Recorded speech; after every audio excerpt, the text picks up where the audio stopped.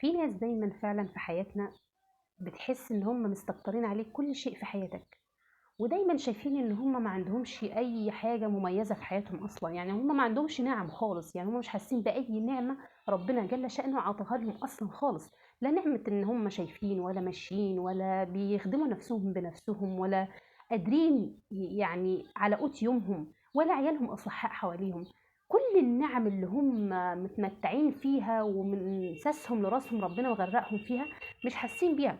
هما بس مركزين معاك انت على النعم اللي معاك انت وهم مش عندهم. خلاص، او النعم اللي معاك انت وهو مش عنده. في ناس كده دايما في حياتنا، في ناس دايما مستكترين علينا كل حاجة في حياتنا. الناس الجحودة، عندهم جحود. الناس دي يا جماعة المفروض ان الواحد بتبقى علاقته بيهم يعني على الشعرة زي ما احنا بنقول، يعني اللي هي ايه، سلام عليكم وعليكم السلام، عاملة ايه، خلاص على كده. الناس اللي دايما معانا او في حياتنا او في حياة اي حد فينا عامة، مدخلينهم في حياتنا زيادة عن اللزوم. خلاص، لا، بنقول يا جماعة حدوا الكلام ده، حدوا الكلام ده، لان الكلام ده هو اللي بيسبب لكم في الاخر مشاكل. الكلام ده يا جماعة هو اللي بيجيب المشاكل في الاخر، لانك انت بتدخلي صاحبتك اللي انت عارفة ان هي بتحقد عليكي، او انت ممكن ما تكونيش عارفة ان هي بتحقد عليكي، بس حصل منها موقف او حصل مشكلة او حاجة، خلاص عرفتي ان الشخص ده بني ادم مش بيحب لك الخير من جوه.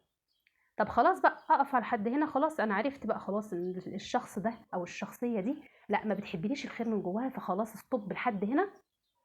اقطع بقى التداخلات والعلاقات الشديده زياده عن اللزوم اللي ما بيننا وبين بعضينا، اللي ما باكلش لقمه من غيرها، ما بروحش مشوار من غيرها، ما بقولش سر لحد غير ليها، ما بعملش اي حاجه خالص غير للشخصه دي او للبني ادمه دي. طب خلاص انا اتقرصت من البني ادمه دي وعرفت ان البني ادمه دي خلاص من جواها مش حلو ليا، مش ابيض، مش كويس. خلاص، يبقى العلاقات بتاع زمان دي كلها خلاص اتفرمطت تماما. اشوف بقى العلاقات الجديده اللي هي سطحيه، العلاقات السطحيه اللي هي ازيك عامله ايه، ما اقطعش. لان يا جماعه الخصام مش من الحاجات المستحبه في ديننا، تمام؟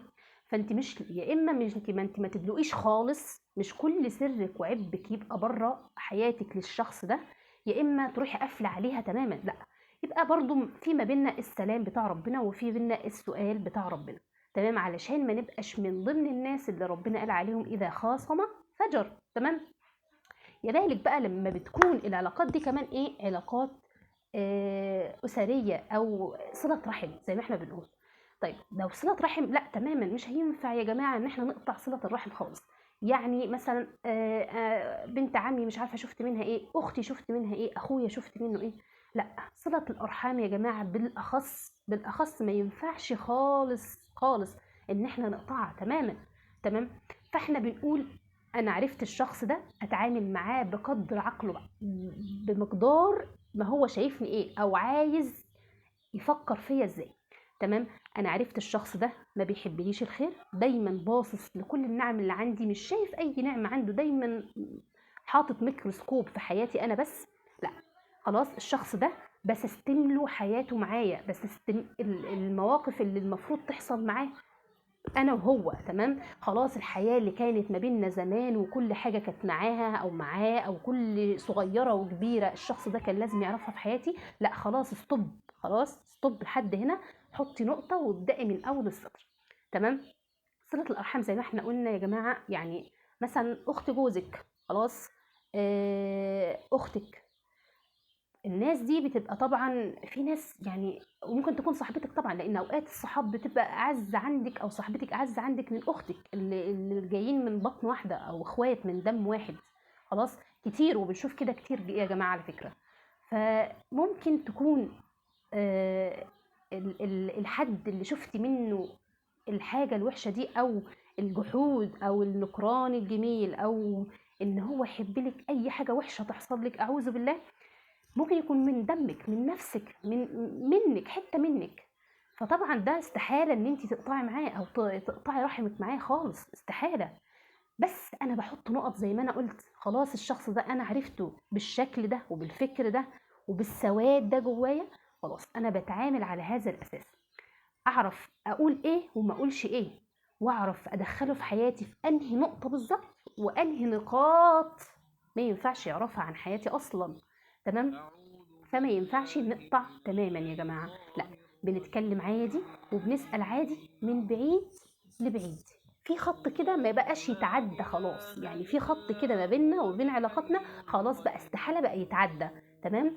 خلاص لحد الخط ده وانا بتعامل. تمام.